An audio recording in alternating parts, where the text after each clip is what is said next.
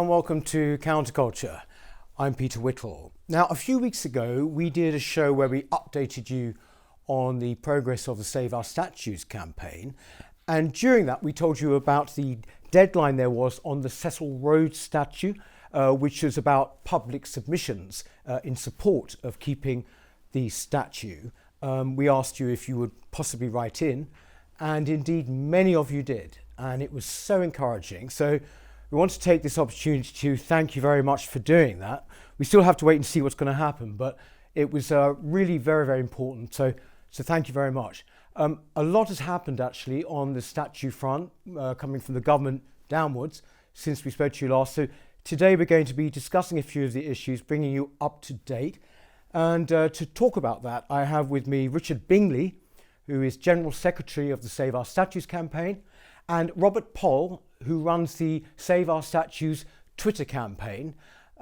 Robert, first of all, you've been putting on quite a few followers, haven't you? Yes, the campaign's still going strongly, up to 16,500. Really? Wow, that's encouraging, isn't it? I wanted to start by asking, actually, both of you, there have been various government pronouncements, particularly from Boris at the Tory party conference. I think in that he said, this is just a quote, he condemned those who want to pull statues down and indeed to sort of rewrite our history to a politically correct tune. Richard, how seriously should we take that? Were you pleased to hear that? Well, of course I'm pleased, and I think now that's the third explicit statement that the Prime Minister has made in complete support of retaining our cultural heritage. So you know, I'm glad it's not the other way around, and we have to sort of take his word at faith, really. I feel now that we're moving into a period of, we've had senior political backing, but obviously the next sort of round of legislation in Parliament and after the next local elections, we need to see meaningful action, and that means protecting our cultural heritage through explicit legislation and through instructing council leaders around the country to honour their local history and not have a knee-jerk reaction sort of in favour of the June and July protests that we saw. Yes. We also have had a very particular piece of government, well, an announcement which is either a proposal, Rob, a proposal, or it's actually going to come in. This is about moving the power, as it were, to remove statues more centrally to the Minister Robert Jenrick, isn't it? Could you explain exactly what they were saying in that announcement? Yes, that's right. At the moment, planning decisions are carried out locally, at the local council level, and that's even true when an item is listed. Like most statues are already listed, even though it's a national listing. We've highlighted before the problem that local councils can basically ignore that and override it. And yes, this proposal is that the Minister for Housing, Robert Jenrick, would get the last say on the removal of statues or monuments. And yes, this definitely has to be a welcome development. Obviously, with a caveat until we see how it actually happens precisely. You need to see the detail of how it's executed. But the idea, I mean, Robert Jenrick, he's always had the power to call in a planning application and deal with it himself as opposed to locally. But it's been restricted to cases that are deemed of national importance. So there's specific criteria where that's been applied. And all they're doing here really is slightly expanding that criteria or making it more explicit that it would include statues, as it certainly should, because most of them do have a national significance. So yeah, we await the final details. Obviously, some people are slightly concerned what happens if there's a change of government in the future, for example. But as long as it's really done in such a way that it's an extra step, an extra safeguard on our statues, then it has to be welcome. Richard, yeah, I just wanted to pick that point up. That there is this sort of thing. There's a kind of slight, possibly a sting in the tail, isn't there, with this measure? It's really encouraging again, but it is a double-edged sword, isn't it? Because one only has to sort of stroll forward 3 or 4 years and imagine if there's a different government with a different orientation, that you would have basically a Secretary of State for communities that had the collective power, to remove or approve actions across dozens or hundreds of local authorities, and that, when we've seen in the past various shadow secretaries of state for culture sort of dismiss the importance of these statutes, or say that they are reflective of sort of old racist, xenophobic ideas, then clearly it just shifts the risk. Even though I can completely support and get where Robert Jenrick and Boris are coming from, I think it's fantastic that they're stepping in and doing this stuff. But isn't it sad that we're having to deal with this as like a temporary firefight all the time? There should just be no question across society that fundamental cultural heritage that reflects our enlightenment, reflects our liberal democratic process that we fought for, that there should be no question any of that should be removed. We shouldn't have to be playing these temporary political games from one parliamentary session to the next. Yes. Robert, yeah? Well, I was going to say we have to assume, I suppose, or hope that any proposals to remove these things would basically originate from a local council anyway. So in that respect, it would be an extra step, because it's primarily, as we know, the Labour councils that have been proposing it and would probably approve their own proposals. So in that respect, we think it should be an extra step, because proposals wouldn't necessarily come from Conservative-led councils, only really probably the Labour ones. So even if we had a change in the future, it still wouldn't create extra proposals to remove them. There is obviously the accompanying issue of museums, which I think, we talked about a lot. Statues are very emblematic, aren't they? But there is this problem which is ongoing of museums apparently recontextualizing, changing their various artifacts around, including statues. And I wonder, there has actually also been movement there, hasn't there? Or rather a threat. Was it a threat from the Culture Secretary, Oliver Dowden? Richard, do you know about that? He said something, taking funding away or something. He did say that museums that were challenging sort of the basic tenets of our culture and history would face funding threats, and of course that can be carried out in the future, and funding will be very, very tight in the future anyway. But that's kind of sort of 2 or 3, 4 years down the line.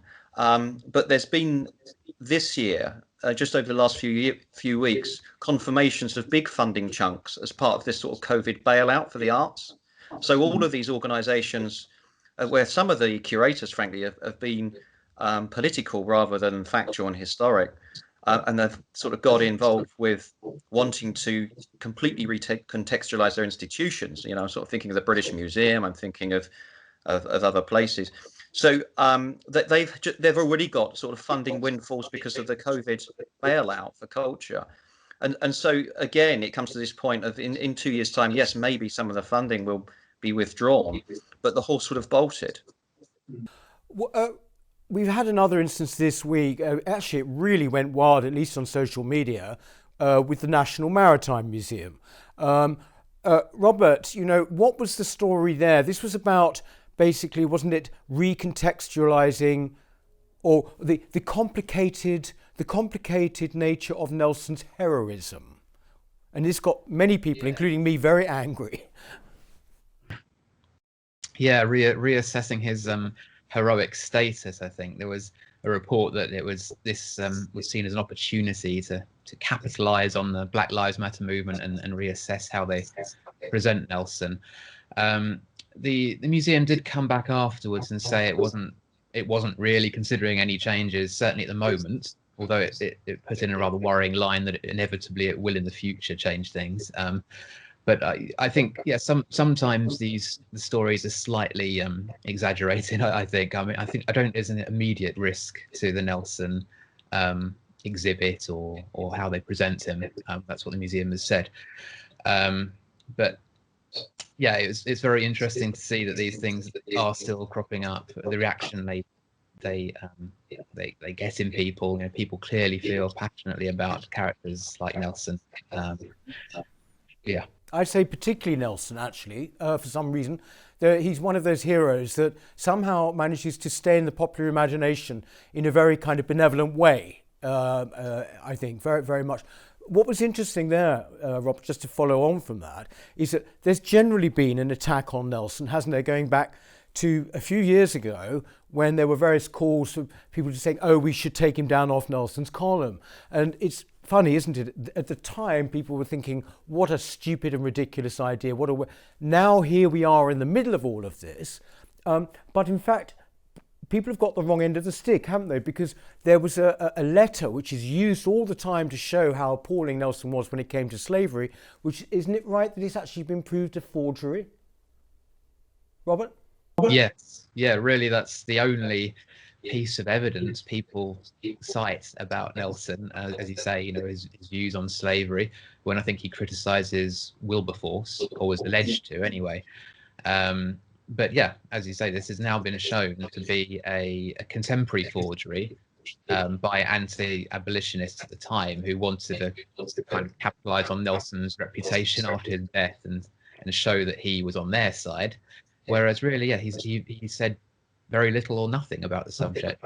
I don't believe he ever spoke about it in the House of Lords or anywhere else. So yeah, there's no real evidence now at all. Certainly nothing that would outweigh all the good he did for our country, saving it effectively from invasion.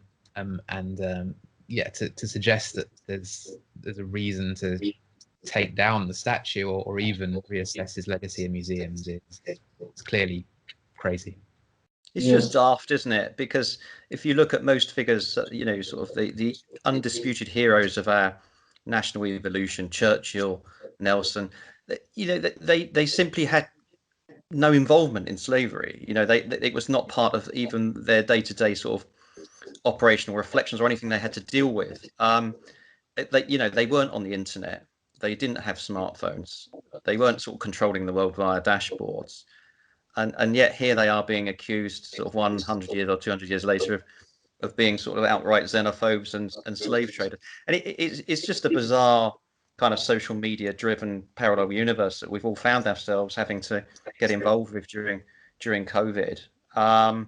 You know, it seems to me that the root of this is actually addressing education and sort of teaching irrefutable liberal democratic values and an irrefutable historical narrative in schools, colleges and universities. And until we get back to that point, people like Robert and I, New Peter, will be debating what the next tactic is. And it will always be a temporary firefight against who gets into Parliament and who doesn't, who gets into the local council chamber and who doesn't.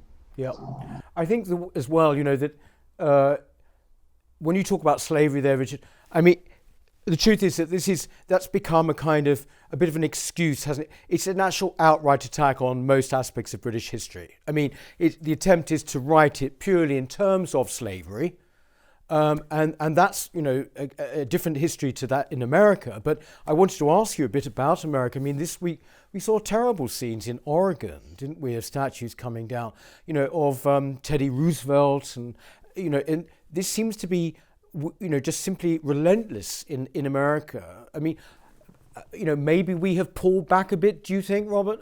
Do you think that the situation is a bit more hopeful here than in America?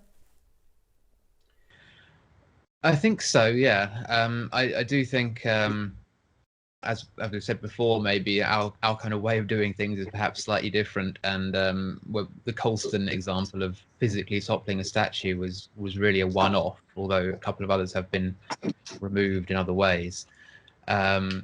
We've always been slightly more concerned about the institutions and the councils and that route of actually attacking our history and cultures and the physical one.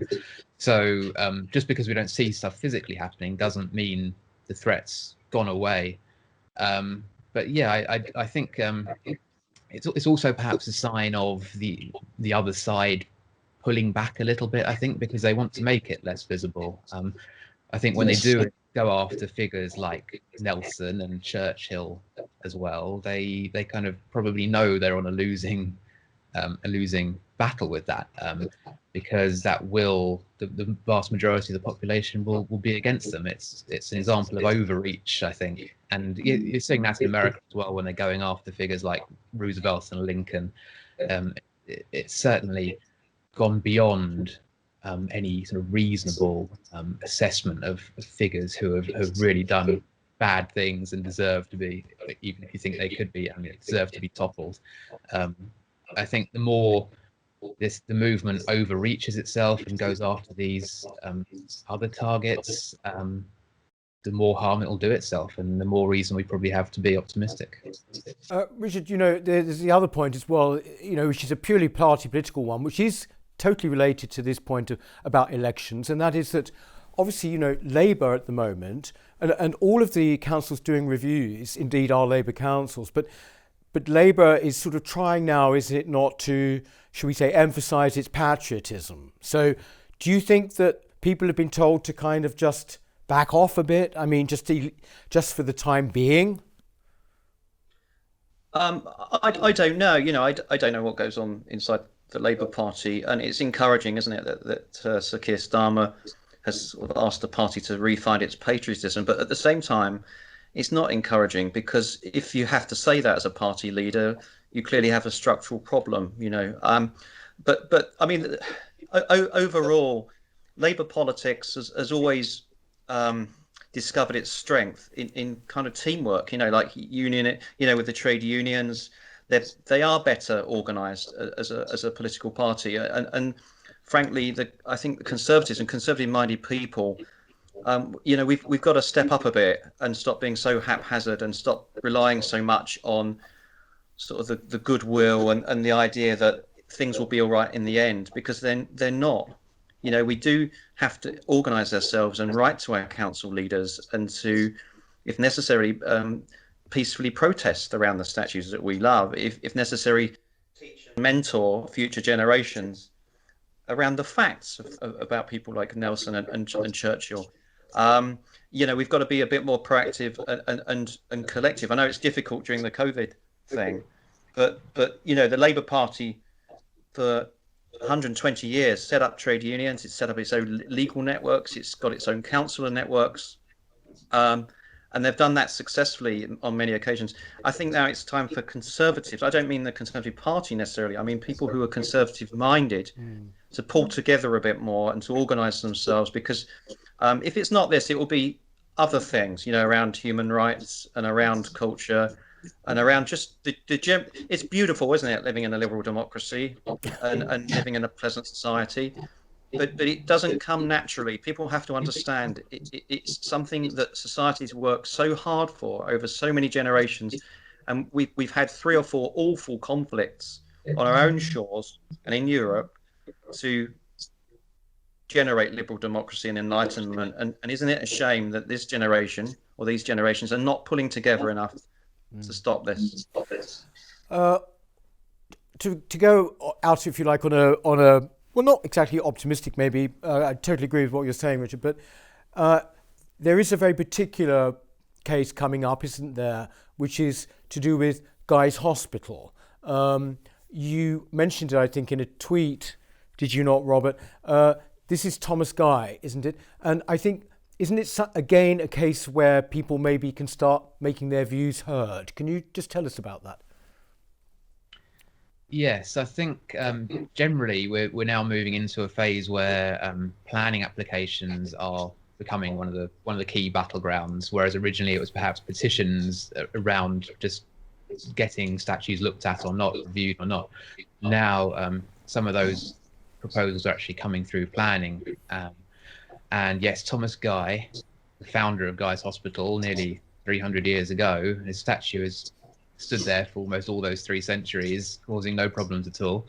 But now they are proposing to remove it simply because of some shares he held in a South Sea company.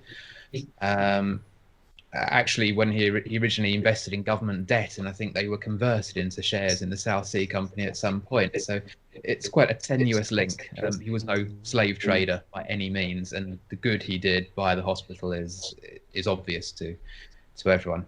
And now, yes, the planning is, I think it's open for another couple of weeks until the beginning of November. So you can make comments online and object to it online. We have about 260 objections at the moment, with and also there is another planning application as well for Sir Robert Clayton at St Thomas's Hospital. The two are basically being considered together, the removal of both statues. So yes, people can now go online to the Southwark Council's planning website to object the removal of Guy's statue, and also Lambeth's website to object the removal of Sir Robert Clayton's statue. Maybe if we can, what we'll do actually is put up links on this show to where people can actually go, because the worrying thing, particularly, well, worrying, I think entirely predictable these days, is that as I understand it, the initiative to get rid of Sir Thomas Guy actually was coming from within the hospital. I mean, it was the actual hospital itself who were looking at this. And this is so when you said, people are looking at taking it down, well, who are these people? They're the people who run the institutions. So basically people can make their voices heard there. We'll put links on. And how long have they got for that, Robert? November 2nd, I think. It was extended. It has been up there for quite a while now, and they extended it. They actually said in order to improve the chances of it being successful, they've extended it. So they're clearly, everyone's trying, all the institutions are lining up to try and get this approved against all the opposition that there clearly is. But yes, people can object, and I think if we get enough material objections, so if we make those objections on proper grounds around the architectural, historical value, the listing of these assets, rather than just doing history and saying it's an outrage. If we make them really count as objections, then the planning application has to go to a further review. That means that you've definitely got your instructions there. Thank you very, very much, Richard Bingley. Thank you very much, Robert Pole, for joining us and talking about the situation, bringing us up to date. That's it for Counterculture. And as I say, do make your voices heard when it comes to Sir Thomas Guy. And indeed, the other one was Robert? Clayton. There you go. Okay, thanks very much for watching, and see you next time. Thank you.